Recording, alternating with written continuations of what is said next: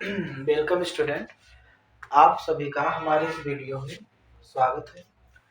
आज हम लोग बिलियन के 8वें लेक्चर के बारे में पढ़ेंगे, जिसमें हम एक बहुत ही इम्पोर्टेंट टॉपिक हिमांक अवनमन के बारे में पढ़ेंगे, जो परीक्षाओं में अक्सर पूछे जाते हैं। यह परीक्षा की दृष्टि से भी बहुत महत्वपूर्ण है।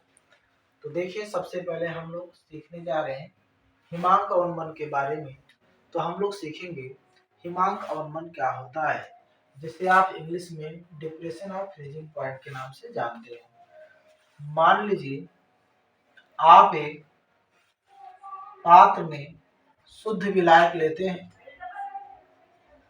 क्या लेते हैं? शुद्ध विलायक लेते हैं। फिर इसमें कोई आप विलेय पदार्थ मिला देते हैं। क्या मिला देते हैं? विलेय पदार्थ मिलाते हैं। तो जो आपको क्या होता है, विलयन प्राप्त होता है, उसका हिमांक जो होता है शुद्ध विलायक के हिमांक से कम हो जाता है। अर्थात शुद्ध विलायक का हिमांक ज्यादा रहता है और जो आपको विलयन प्राप्त होता है इसका हिमांक कम हो जाता है। दोबारा सुन लीजिए, जब किसी शुद्ध विलायक में कोई विलेय पदार्थ मिलाया जाता है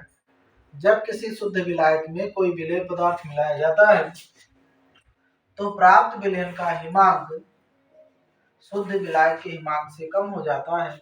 हिमांक में हुई इस कमी को हिमांक अवनमन कहा जाता है और हिमांक अवनमन को डेल्टा टीएफ से प्रदर्शित किया जाता है। दोबारा सुनेंगे, जब किसी शुद्ध विलायक में कोई विलेय पदार्थ मिलाया जाता है तब प्राप्त विलयन का हिमांक शुद्ध विलायक के हिमांक से कम हो जाता है। हिमांक में हुए इस कमी को हिमांक अवनमन कहा जाता है और हिमांक अवनमन को डेल्टा टीएफ से प्रदर्शित किया जाता है। मान लीजिए शुद्ध विलायक का हिमांक कितना हो, आपका T0 हो और विलयन का हिमांक कितना हो, TF हो। तब आप लिख सकते हैं हिमांक अवनमन, क्या लिख सकते हैं? हिमांक अवनमन बराबर T0 माइनस TF, या इसे लिख सकते हैं डेल्टा TF बराबर T0 माइनस TF, जहां T0 क्या हो जाता है, शुद्ध विलायक का हिमांक होता है और TF विलयन का हिमांक होता है। आप सभी जान लीजिए कि जो हिमांक अवनमन होता है डेल्टा TF, यह विलयन की मोललता के अनुक्रमानुपाती होता है।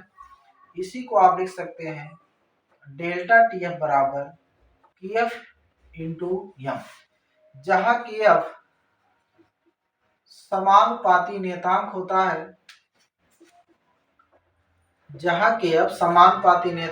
है और इसे मोलल अवनमन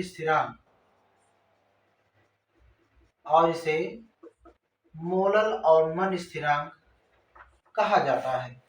इसका मात्रक केल्विन किलोग्राम मोल इनवर्स होता है।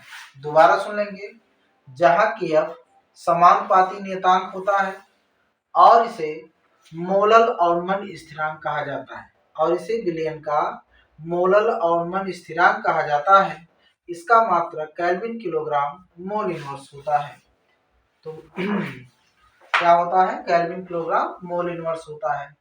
इस इक्वेशन में हम मोललता का सूत्र लगा देते हैं। क्या हो जाएगा? डेल्टा TF बराबर KF गुणे मोललता का सूत्र होता है स्मॉल w गुणे 1000 बटे स्मॉल m गुणे कैपिटल W ग्राम में।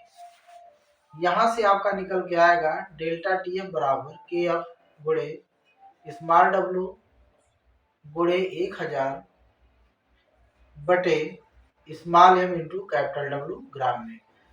अब यहाँ से हम लोग सब कुछ सीखेंगे कि यहाँ पर स्मॉल w क्या होता है। तो देखिए, स्मॉल w जो होता है यहाँ पर, ये होता है विलेय का भार। स्मॉल m जो होता है ये विलेय का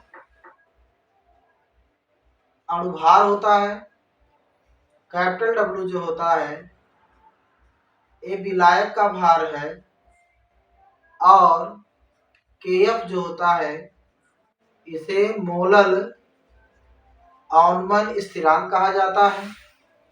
इस प्रकार हमें हिमांक अवनमन और विलेय के अणुभार का एक समीकरण प्राप्त हो जाता है, जिसके आधार पर हम लोग विलयन के हिमांक अवनमन की गणना कर सकते हैं।